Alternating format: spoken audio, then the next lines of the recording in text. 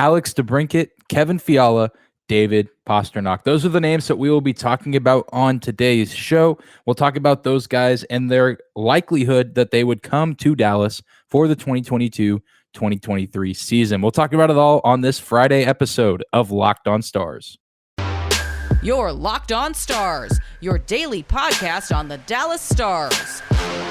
Part of the Locked On Podcast Network. Your team every day.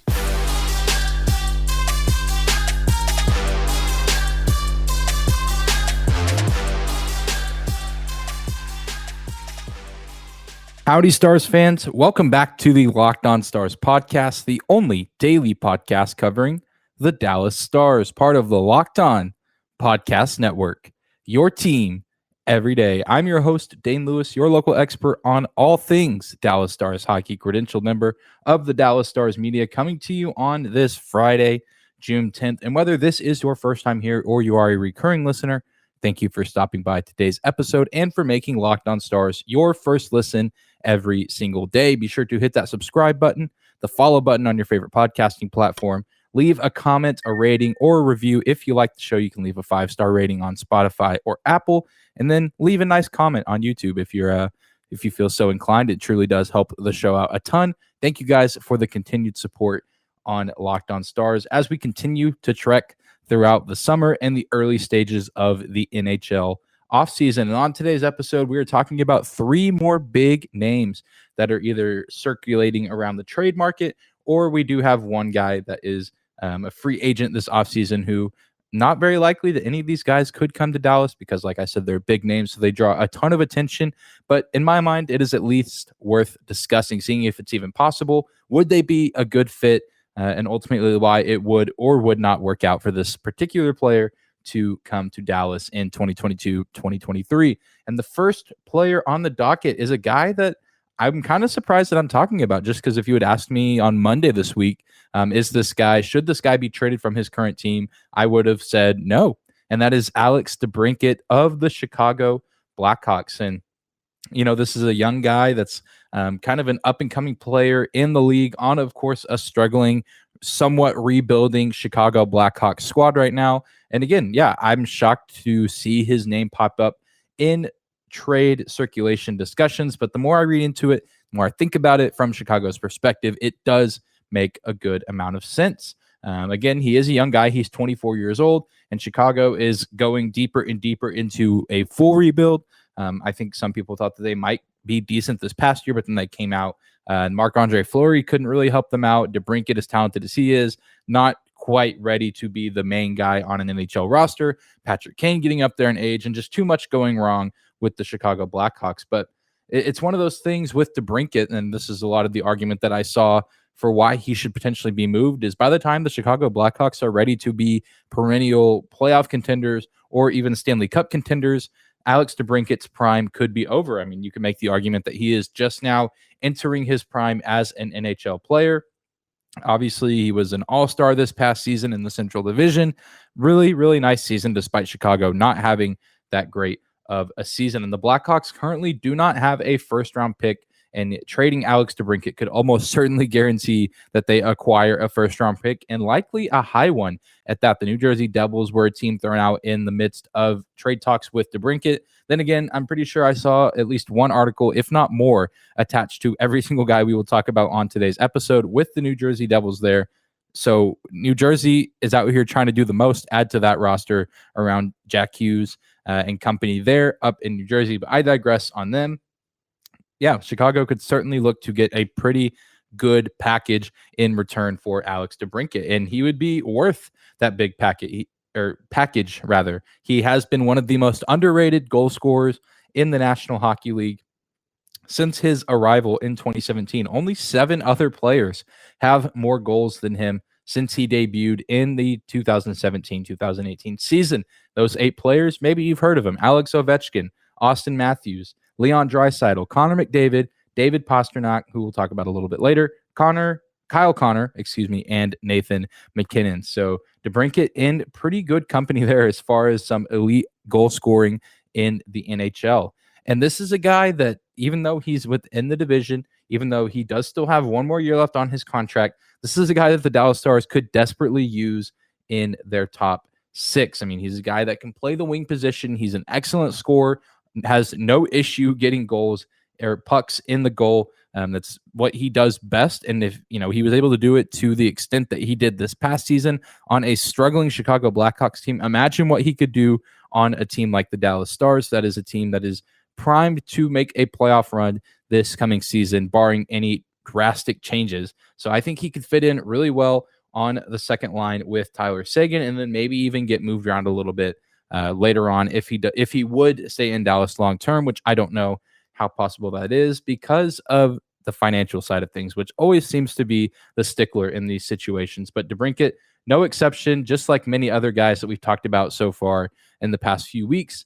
The money would be difficult with him. He's making $6.4 million right now per season. Certainly, he will be due for an upgrade the next time he looks to sign a new contract extension, which would likely be with the team that would potentially pick him up this offseason. And it's another one of those things where even if Dallas was willing to pay his contract this year and give him an extension next season, I don't know if Dallas quite has the draft capital to make a trade with Chicago for, to get a guy as high caliber as Alex DeBrincat. There's a reason that the New Jersey Devils are in a lot of trade conversations. That's because they have really good draft capital and they're looking to add talent around their already young, budding, developing core. Hughes, Brad, you name it. I mean, they already have the pieces there. Dallas in the middle of the pack of this year's draft, and not a whole lot of other draft capital to send out for a lot of these high caliber players. So this isn't really something that I think that they should consider pursuing. They probably won't consider pursuing it. Even if they did,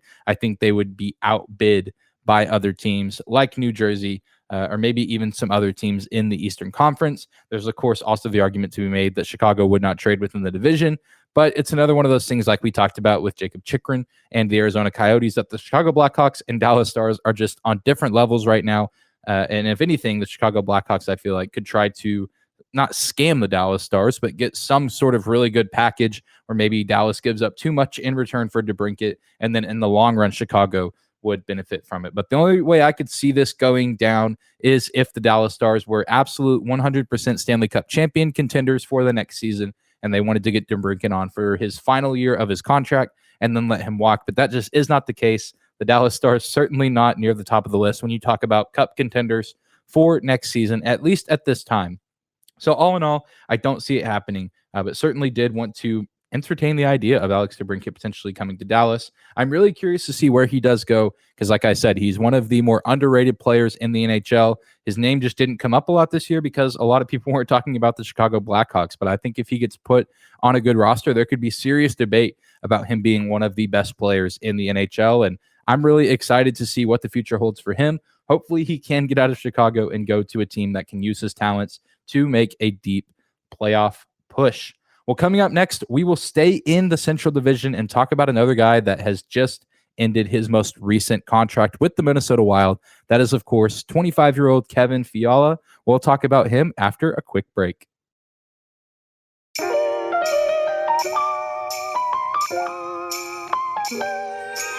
Today's episode of Locked On Stars is brought to you by our friends at BetOnline. BetOnline.net is your number one source for all your betting stats and sports info. Find all the latest sports developments, news, odds, including this year's basketball championship, the NHL Hockey Conference Finals, Major League Baseball, and of course, the latest fighting news from MMA and UFC, even boxing. BetOnline is your continued source for all your sports wagering information, including live betting, esports, and more. Head to the website today or use your mobile device to learn more about the trends and action. BetOnline.net, where the game starts. Hey, Stars fans, Dane here. We have an important favor to ask you.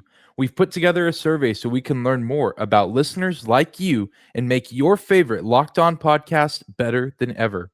This is your opportunity to tell us what you like and don't like about Locked On Podcast. Go to lockedonpodcast.com/survey right now to get started. It won't take very long, and everyone that completes a survey can qualify for a chance to win one of 10 $100 Ticketmaster gift cards. To take our audience survey, go to lockedonpodcast.com/survey. Thank you guys so much for your help. Now let's get back to today's episode.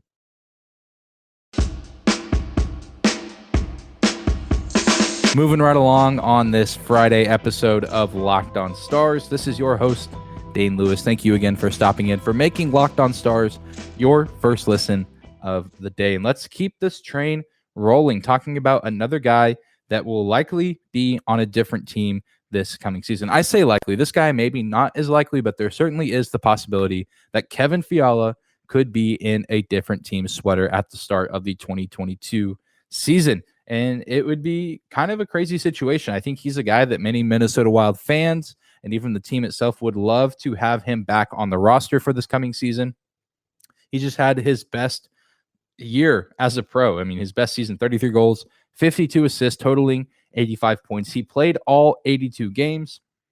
He will turn 26 in July, so he turns 26 this summer. But this is a guy that seems to be entering his prime after a few years in the NHL where he was a solid player, really good on the Nashville Predators and really, really good on the Minnesota Wild.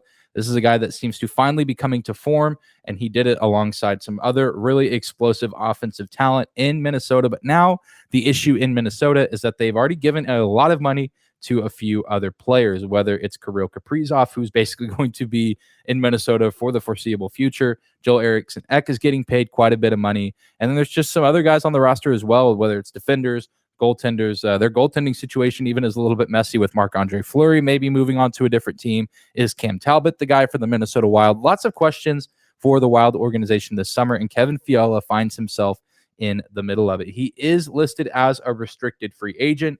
And even just seeing musings from Seth Topol over at Locked On Minnesota Wild, I believe that the belief is that many people want him to stay because he was such a solid performer for them this season. We even saw it in the most recent matchup between the Stars and Wild. Kevin Fiala had a big night at the AAC in the season series finale against the Dallas Stars. And I think he could be a really nice piece for any team looking to bolster their roster for the next season. And I talk about DeBrincant being a nice second line option. I think Kevin Fiala fits that even more, to an even greater degree. I mean, he's a great finisher on the net. He's a great skater. I think he's an underrated skater in the NHL. Maybe not the fastest guy, but he can move up and down the ice with the best of them. He's a guy that I think could make up for Tyler Seguin, maybe losing a little bit of his edge as far as speed goes. And I think they would complement each other quite nicely. And he's even maybe a guy that could, move around and maybe see some first line minutes if there's some injuries there, on, you name it. I think he'd be a very versatile offensive weapon, maybe a little bit different than a guy like Vlad Nemestikov. I think he'd be a little bit more offensive minded, where I think Nemestikov is more of a 200-foot player who can play the defensive side of the ice as well as the offensive side of the ice pretty effectively. But the Dallas Stars are looking to upgrade offensively this offseason, and I think Fiala could be a great way to do that. And I think just with his name, I mean, I think there's a little bit of risk attached to his name this offseason because he is still young. He hasn't had a season like we saw from him most recently, but I wonder if there's teams out there that are thinking that this could be a kind of an outlier season for him. Is this the best that we will ever see Kevin Fiala play? Is this his ceiling? Is this his peak? Or will he continue to get better? Because yes, you could argue he's in his prime right now, but 30 is not too far away. And then after that, it's kind of a toss up in the air as far as today's players in today's NHL. So I think that could make some teams hesitant to go and give him a ton of money. And so maybe a lot of teams will try to lowball him on some offers. And I think the Dallas Stars could even be in that conversation as well. Fiala made $5.1 million last season with the Minnesota Wild. And I imagine that he will want to make more money, but there could be some teams, like I said, that don't want to take the risk of paying him maybe $7-8 million and getting burned and not getting the output that we saw from him this past season. As far as draft capital, the Minnesota Wild picked 24th overall as of right now in this upcoming draft in July. And while I wouldn't say that they're going into a rebuild like some other teams, Minnesota is going to be in a very interesting spot. And I think they could capitalize on maybe getting some more good picks this offseason. Like I said, they've already, signed Kirill Kaprizov to a long deal. Eriksson Ek, they're looking for a new goaltender. So I don't know if Minnesota is going into this offseason / regular season with as much confidence as they did this past year, just because I think the roster could look different. I think they could be without guys like Fiala and maybe a few other pieces on their team as well that played huge roles. So maybe they'll look to re-sign him. Maybe they'll try to get him for a cheaper deal. I just don't really know if that's something that Fiala would be interested in, whereas he could maybe go make more money in a city that is more ready and closer to winning a Stanley Cup than the Minnesota Wild. And he's already played for two Central Division teams. Why not add a third? Why not add his, go to three, Nashville, Minnesota, then back down to Dallas. I don't know the likelihood of this happening. This is one of those guys that I literally fall on the fence. It would just depend on how much money he would be willing to take, or how low of money he would be willing to take. And if Minnesota doesn't re-sign him and look to deal him, I think it could be a lot easier for Dallas to obtain him. Minnesota is a team in the Central Division that I think would be hesitant to make a trade with the Dallas Stars. So that could make it really difficult. I overall don't envision it happening, but this is one of those guys that I could really see the Dallas Stars taking a really giant leap offensively if they get Kevin Fiala added to the roster. Don't think it'll necessarily happen, but keep an eye out on his name throughout the offseason and see where he goes. Well, coming up next, we will talk about the final prospect that I could potentially see in Dallas next season, and maybe the most intriguing one on today's list. We'll be talking about current Boston Bruin David Pastrnak after a quick break.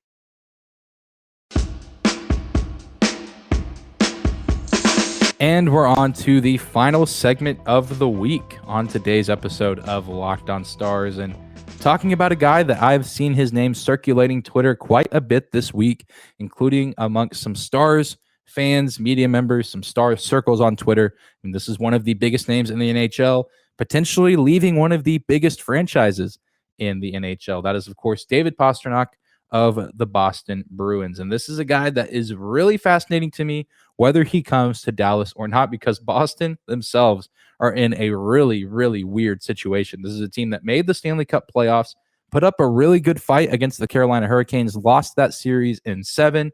I mean, who knows how far they could have gone if they make it past the Carolina Hurricanes in round 1. And this is a team that I think at that moment, many people thought, it's a disappointing end of the season, but I think the Boston Bruins could be okay. But now their head coach has been fired. Who knows what's going to happen to Patrice Bergeron? He's at age 36. His contract just ended, and he's said that he doesn't envision himself playing anywhere else but Boston. So will he retire? Will he re-sign with Boston for maybe one more season? Brad Marchand is getting a little bit older. Who knows what we're going to see from him? Their best defenseman, Charlie Mcavoy, is going to miss the early stages of next season with a shoulder injury. I think he just had surgery on his shoulder, as well as another defenseman as well. I can't remember which defenseman, but this Boston roster, this organization seems to slowly be dissolving. They seem to be falling into shambles. You have the whole Jake DeBrusk issues dating back to the trade deadline. Will he stay in Boston? Will he leave? Will he go to a different team? And in the middle of it is David Pastrnak, one of the better forwards in today's NHL.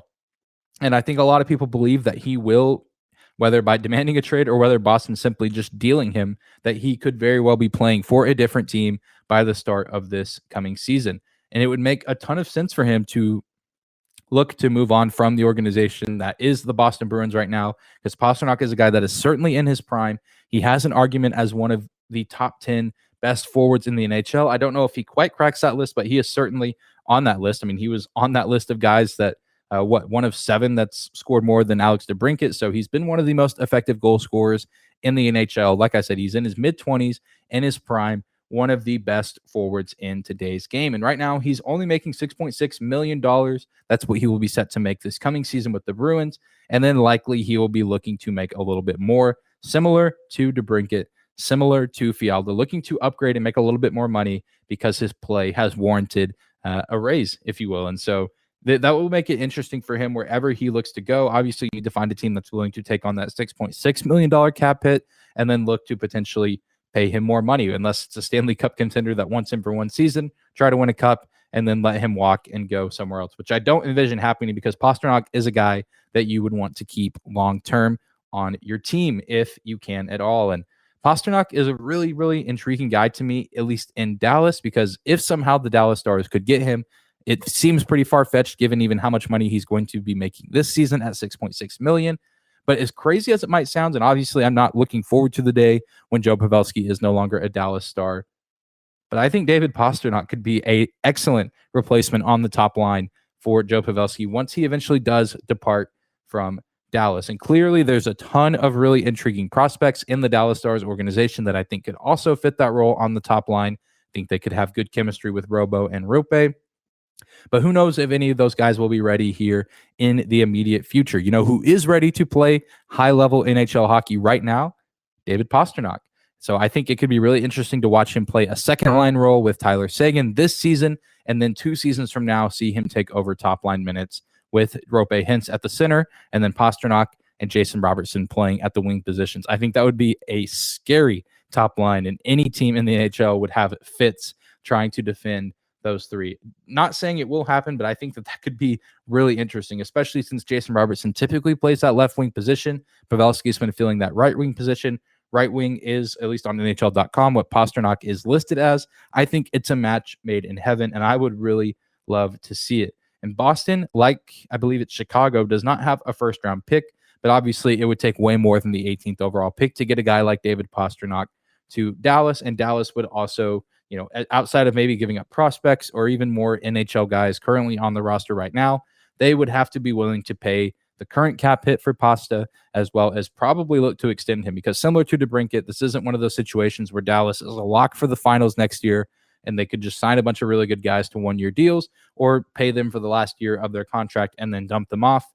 This is a guy that if you're going after him, you are likely wanting to keep him long term. So, I think Dallas could bite the bullet with his current contract this season and maybe look to shift some things around next offseason. There will be a few more free agents on the roster, or maybe some guys that they could look to trade. And who knows what will happen with them this season as far as mid-season trades. I mean, who knows how the season will go for the Dallas Stars if they end up being really bad and go into tank mode, which might actually be a good thing for them. Again, depending on how the season starts and how the rest of the league looks. Not saying that's what they need to do, but I think Pastrnak in Dallas would be a very interesting fit, not just for this coming season, but for the future of this organization. But that's going to do it for today's episode of Locked On Stars. Thank you again for stopping by, for making Locked On Stars your first listen of the day and every day of the week. For those of you that tune in every Monday through Friday, thank you guys so much for the continued support. For your second listen, be sure to check out the Locked On NHL podcast. They are covering the Stanley Cup playoffs like nobody else all the way until the final horn in the final game of the Stanley Cup Finals. You can find them wherever you get your podcast at, just like the Locked On Stars podcast. Be sure to subscribe to and follow our show on YouTube or your favorite podcasting platform. Leave a comment, leave a rating, or leave a review if you like what you hear. You can also find and follow me on Twitter at Dane_Lewis and our show as well at Locked On Stars. But thank you guys again for another great week here at Locked On Stars. We'll be back right here on Monday with more Dallas Stars offseason content.